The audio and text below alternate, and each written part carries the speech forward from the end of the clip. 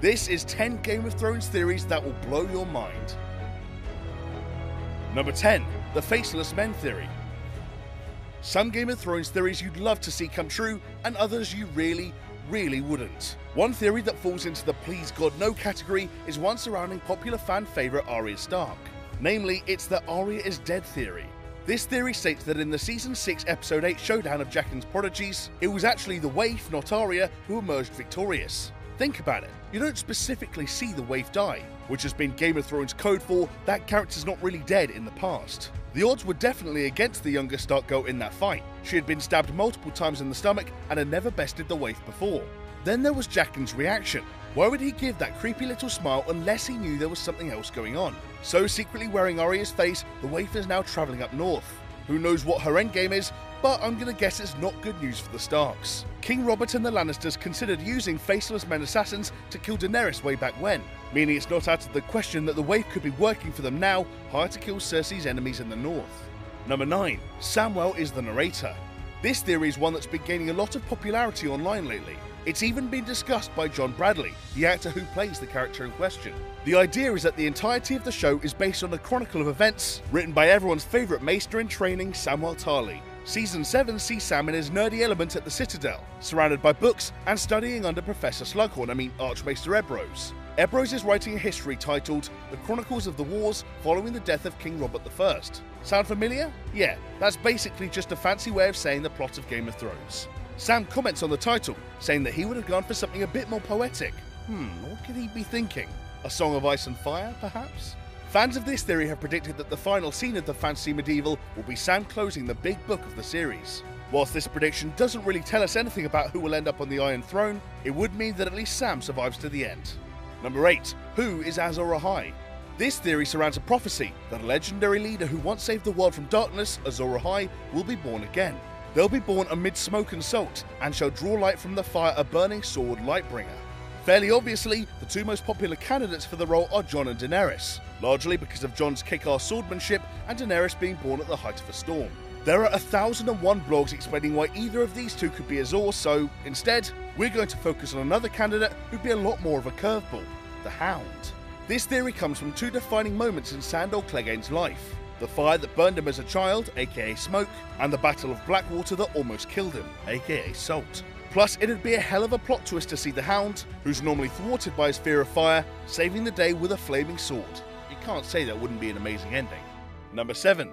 The Mad Queen. We all know about Mad King Aerys Targaryen, but could we be about to see the Mad Queen?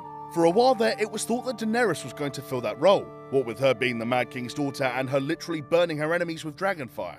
But now, there's a new Queen Psycho bidding for the title, Cersei. The Lannister matriarch has blown up large parts of King's Landing and executed one of the most sadistic deaths of the whole series, which for Game of Thrones is really saying something. If we assume this theory is right and Cersei is the Mad Queen, what does this mean for the end of Thrones? Well, the Mad King got killed by the Kingslayer, so for symmetry's sake, could the same fate await the Mad Queen? The idea that Jaime kills Cersei is one that's been knocking around for a while. It's based on the prediction of Maggie the Frog who, in the books, told the young queen that she'll be killed by the Valonqar, which translates as little brother.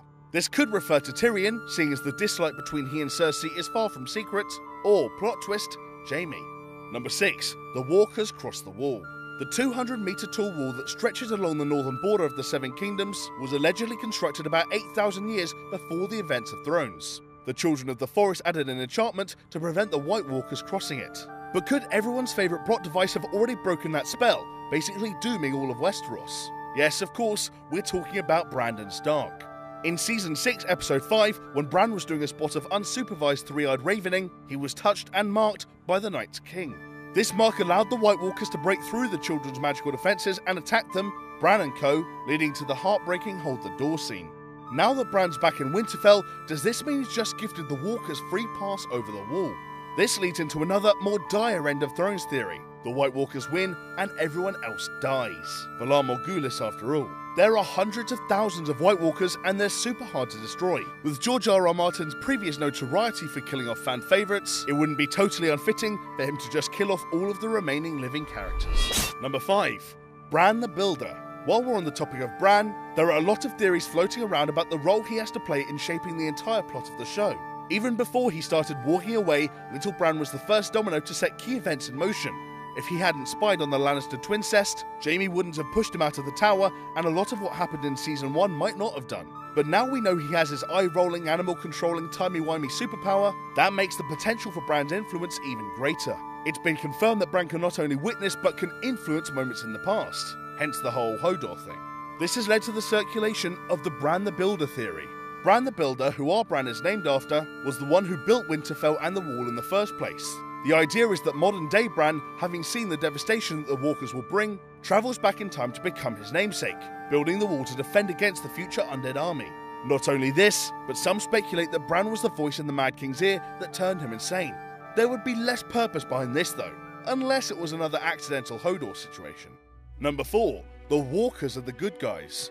It'd be an absolutely huge plot twist if it turned out that we should have been rooting for the Walkers all along, but that's one theory that's actually getting quite a lot of momentum online. A bit like the story of Noah's Ark in the Bible, the idea here is that mankind has become corrupt and evil, and the Walkers are intended to cleanse the nation.